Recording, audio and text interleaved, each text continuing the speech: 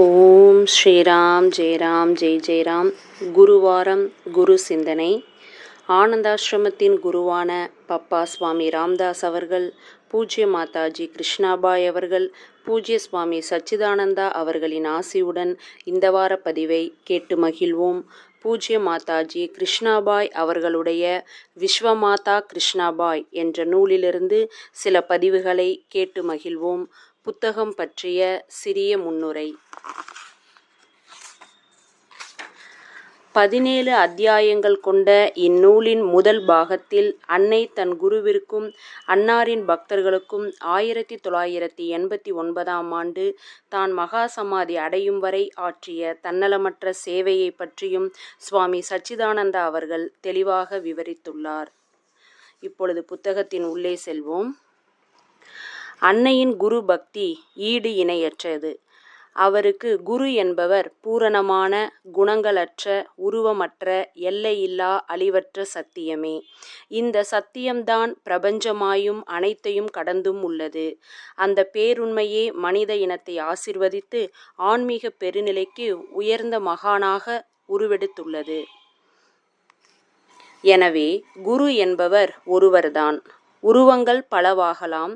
போதனைகள் கால தேசங்களுக்கு ஏற்ப மாறுபடுகிறது. அன்னை இத்தகைய கண்ணோட்டத்தை தன் வாழ்நாளில் கடைபிடித்து மற்றவரையும் கடைபிடிக்கும்படி அறிவுறுத்தினார். இதை அனைவரும் பின்பற்றினால் மத சார்பான வேற்றுமைகள், சண்டைகள் தவிர்க்கப்படும். அன்னை பப்பாவிடம் வருவதற்கு முன் பல மகான்களிடம் மந்திர தீட்சை பெற்றுள்ளார். தன் ஆன்மீக முன்னேற்றத்தில் திருப்தி அடையாமையால் தன்னை தன் உண்மை சொரூபத்திற்கு வழிநடத்தி செல்லக்கூடிய ஒரு குருவை அடைய உதவும்படி மகானாக உருவெடுத்துள்ள அனைவரையும் பிரார்த்தித்தார். அன்னை பப்பாவை சந்தித்து மந்திர தீட்சை பெற்றபோது மீண்டும் தான் தன் குருவின் மற்றொரு உருவத்திடமிருந்து தீட்சை பெற்றதாகவே நினைத்தார். அவர் மனதில் எவ்வித குழப்பமும் ஏற்படவில்லை. எவரேனும் அன்னையிடம் அவர் 4 மகான்களிடமிருந்து மந்திர தீட்சை பெற்றதை பற்றி கேட்டால் அதற்கு அன்னை தன் குருவானவர் உருவமற்றவர், குணங்களற்ற ஒருவர் என்றும் அவரேதான் பல மாறுபட்ட உருவங்களாக தோன்றி 4 முறை மந்திர தீட்சை அளித்ததாக கூறுவார். அன்னையின் இந்த நம்பிக்கைதான் அவர் தன் குறிக்கோளை அடைய விரைவாக அழைத்து சென்றது. அன்னை தானும் தன் குருவும் வேறல்ல, ஒன்றே என்ற உண்மையை உணர்ந்து சகஜ சமாதியில் நிலைத்திருந்தார். பிரபஞ்சம் முழுவதையும் தன் உருவமாக கண்டார். தன் இந்த விரிவடைந்த கண்ணோக்குடன் தன்னை நாடி வரும் அனைவருக்கும் அன்பு காட்டி சேவை செய்து வந்தார். இத்தகைய விஸ்வ சேவையின் மையமாக உருவானது ஆனந்தாசிரமம். அன்னைக்கு குருதான் படைப்பு தொழில் செய்யும் நான்முகன், காக்கும் தொழில் ஆற்றும் விஷ்ணு, அழிக்கும் தொழில் செய்பவரான ருத்ரன் அனைவரும் ஆவார். குருவை தவிர வேறு தெய்வம் என்று ஒன்றில்லை. இந்த உண்மையினை தன் வாழ்க்கையில் வாழ்ந்து காட்டி பிறருக்கும் கற்பித்தார். அவருடைய சாதனையின் ஆரம்ப காலங்களிலேயும் இந்த உண்மை அவருள் வேரூன்றி இருந்தது. அன்னை முதலில் அன்புக்குரிய பப்பாவிடம் வந்தபொழுதே தன்னை ஆன்மீக உயர்நிலைக்கு அழைத்து செல்லக்கூடிய குருவிடம்தான் வந்துள்ளோம் என்பதை அவருடைய உள்ளுணர்வால் அறிந்திருந்தார். அன்னை பப்பாவுடன் தன் ஆரம்ப நாட்களை குறித்து விவரிக்கும் போது கூறுகிறார். 1929ஆம் ஆண்டு வெப்பம் மிகுந்த ஒரு நாள் நடுப்பகல் தன்னந்தனியாக காசர்கோடில் உள்ள ஆசிரமத்திற்கு பரம பூஜ்ய பப்பாவிடம் தீட்சை பெற சென்றேன்.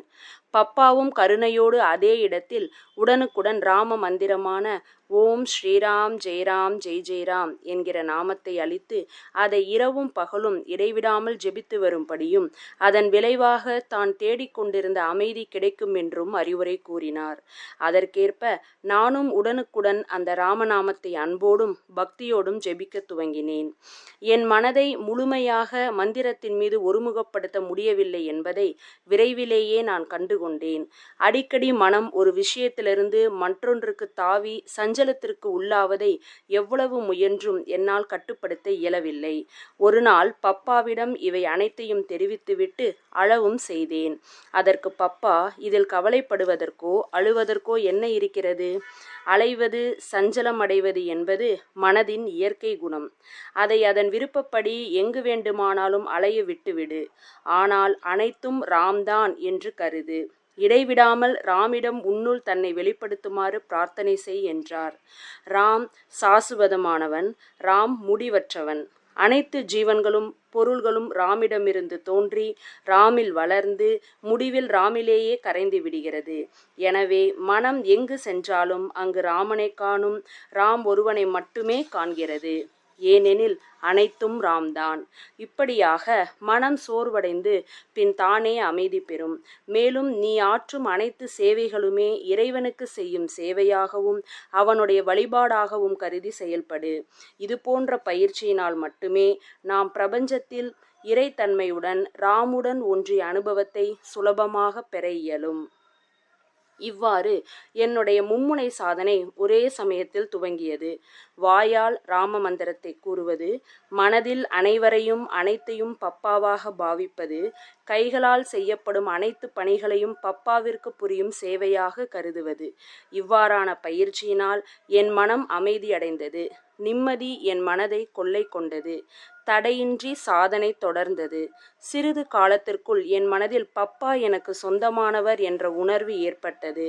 பப்பாவின் மேல் என் அன்பு வளர வளர நான் அனைத்து உயிரினங்களையும் எனதாக நேசிக்க துவங்கினேன். இதன் பயனாக இறுதியில் நான் அனைவரையும் பப்பாவை போல் நேசிக்க துவங்கினேன். இது போன்ற மனோநிலைதான் விடுதலைக்கான முதற்படி என கூறலாம். பப்பா ஒரு நாள் என்னிடம் காலை முதல் இரவு வரை என்னுள் எழும் எண்ணங்களை வரிசையாக நினைவு கூறுமாறு சொன்னார். அவ்வாறு எண்ணங்களை நினைவுபடுத்தி கொள்ளும்போது ஒரு எண்ணத்திற்கு பின் மற்றொரு எண்ணம் வருவதற்கு வெகு நேரம் எதிர்பார்த்து காத்திருப்பதை உணர்ந்தேன். இந்த பயிற்சி தொடர்ந்தது. 2 எண்ணங்களுக்கிடையே உள்ள இடைவெளி அதிகரித்து கொண்டே வந்து சில நேரங்களில் எண்ணம் எதுவும் எழாமல் 2 முதல் 3 மணி நேரம் கடப்பதை உணர முடிந்தது.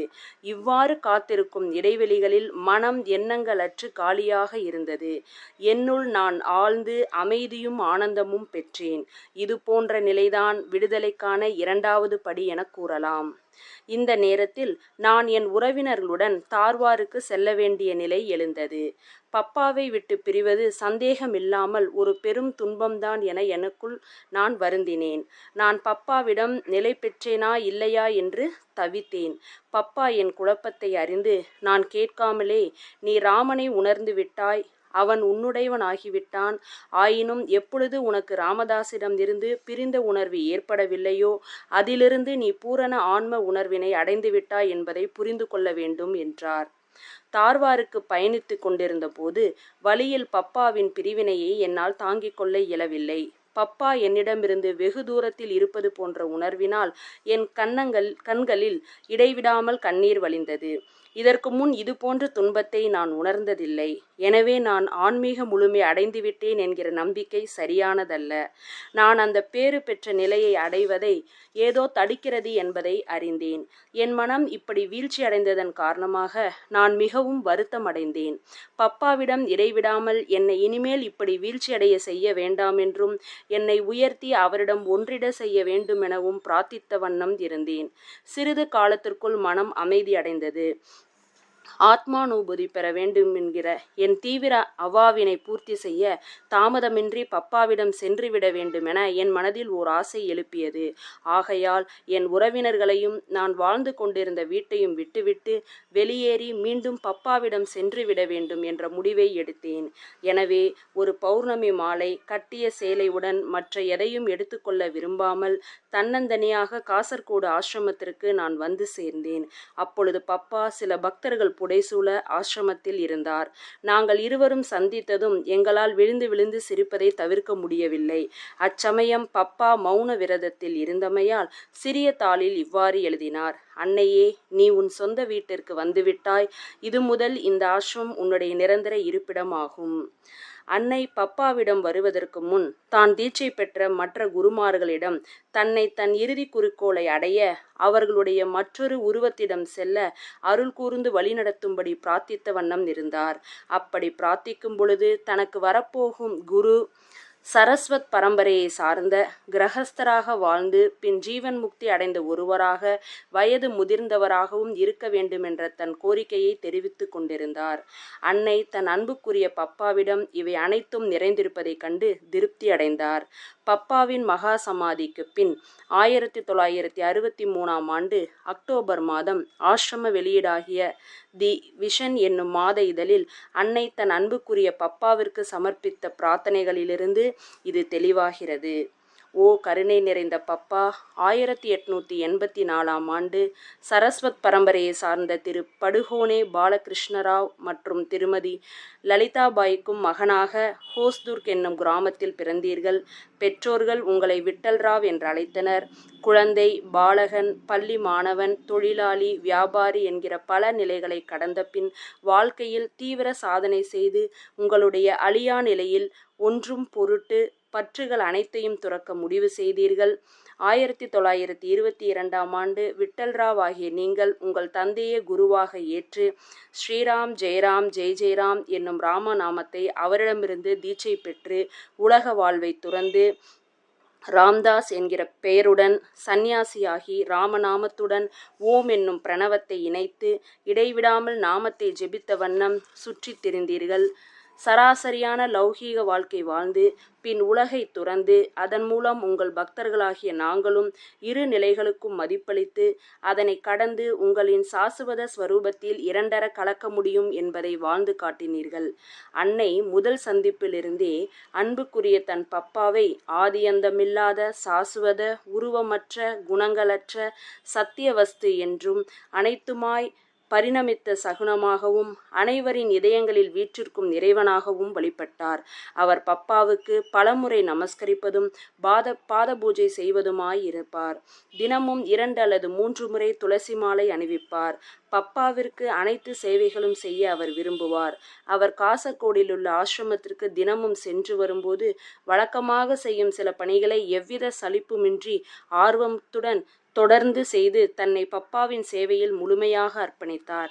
பப்பா பக்தர்களுடன் பேசிக்கொண்டிருக்கும் போது அன்னை சற்று தொலைவில் அமர்ந்து பப்பாவை மிக கூர்ந்து கவனித்த வண்ணம் இருப்பார்.